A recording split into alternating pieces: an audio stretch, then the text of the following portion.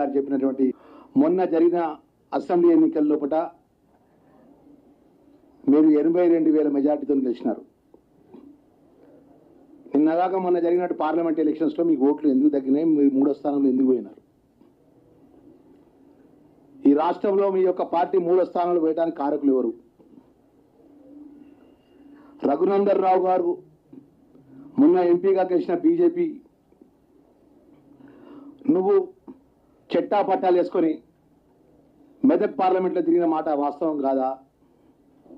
మీకు లోపాయికారి యొక్క ఒప్పందం ఉన్నమాట వాస్తవం కాదా? ఈరోజు మీ మామ కేసీఆర్ కానీ మీ బావమరిది కేటీఆర్ కానీ బీఆర్ఎస్ టీఆర్ఎస్ పార్టీ నాయకత్వంలో మాజీ మంత్రులుగా పనిచేసిన వాళ్ళు కానీ ఉద్యమంలో టీఆర్ఎస్ పార్టీ బీఆర్ఎస్ పార్టీ నాయకులుగా పనిచేసిన వాళ్ళు ఎందుకు వచ్చి బయటకు వచ్చి మాట్లాడతలేరు? పార్లమెంట్కి ఎన్నికల లోపల ఎవరి పార్లమెంట్ నియోజకవర్గం లోపల వారు 3వ స్థానం వేయడానికి ఎందుకు కారణమైంది? దానివల్ల ఏ కారణం వల్ల 3వ స్థానంలో బీఆర్ఎస్ పార్టీ టీఆర్ఎస్ పార్టీ పోయిందనే విషయం ఎప్పుడైనా ఒక్క నాయకుడు అని వచ్చి మాట్లాడినాడా? ఇలా హరీష్ రావు ఎందుకు మాట్లాడుతుందంటే ఈయంత టీఆర్ఎస్ పార్టీ ఈయంత బీఆర్ఎస్ పార్టీ మొత్తం కనుమరుగు అయిపోతుంది. ఉనికి కోసం ఈ రాష్ట్రంలో గౌరవ ముఖ్యమంత్రి గారి పరిపాలన మీద, వారు చేసే పథకాల మీద, వారు చేసే ఆలోచన మీద ఏదో విధంగా బురదజల్లే కార్యక్రమాన్ని చేపట్టాలి. వారి ఉద్యమం ఉన్నప్పటి నుంచి కూడా మీ అందరికీ, మీడియా మిత్రులందరికీ కూడా, తెలంగాణ ప్రజలకు కూడా తెలుసు, మంచి మాటకారి, అబద్ధాన్ని నిజాన్ని చేసే విధంగా మాటకారి ఉన్నటువంటి హరీష్ రావు ఈరోజు ఏం మాట్లాడుతున్నావు ఒకసారి ఆలోచన చేయను. కాంగ్రెస్ పార్టీ చెప్పిన గ్యారంటీ పథకాలు ఏమైంది?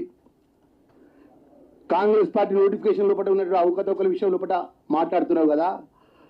10 సంవత్సరాల అధికారంలో ఉన్నావు. ఏ రోజన్నా ఒక్కరోజు ఈ తెలంగాణ ప్రాంతంలో చదువుకున్నటువంటి అత్యధిక పేద పిల్లలకు, ప్రభుత్వ పాఠశాలలో చదువుకుంటే పిల్లలకు ఒకటే రోజు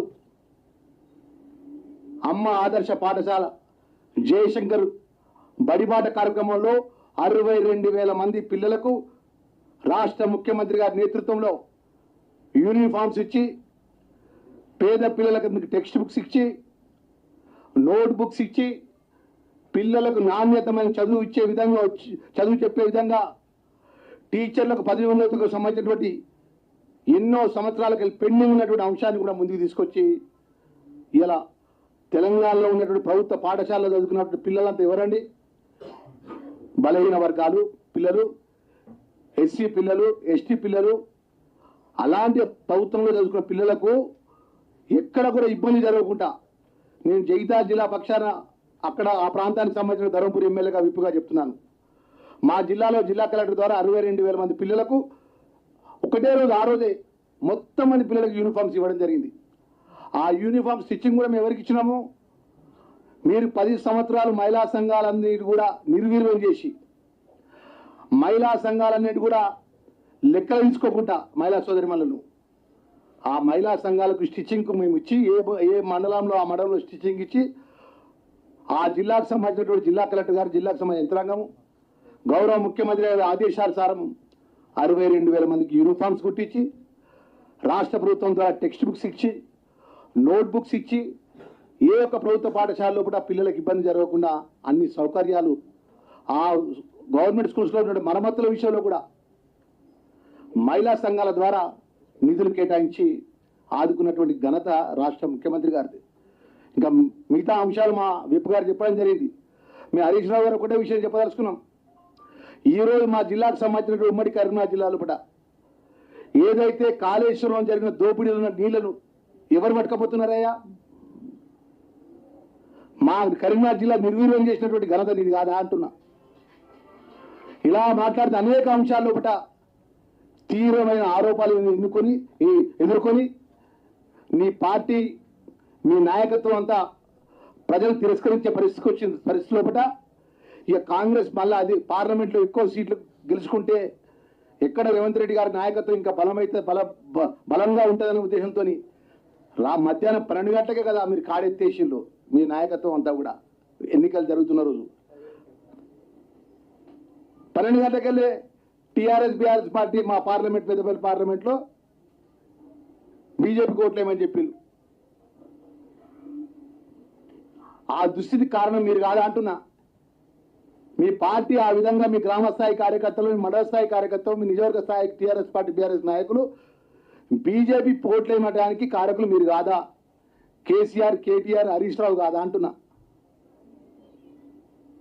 జిల్లాలో మంత్రులుగా పనిచేసినట్టు మాజీ మంత్రులు ఎక్కడ వెళ్ళినా అడుగుతున్నాం మేము.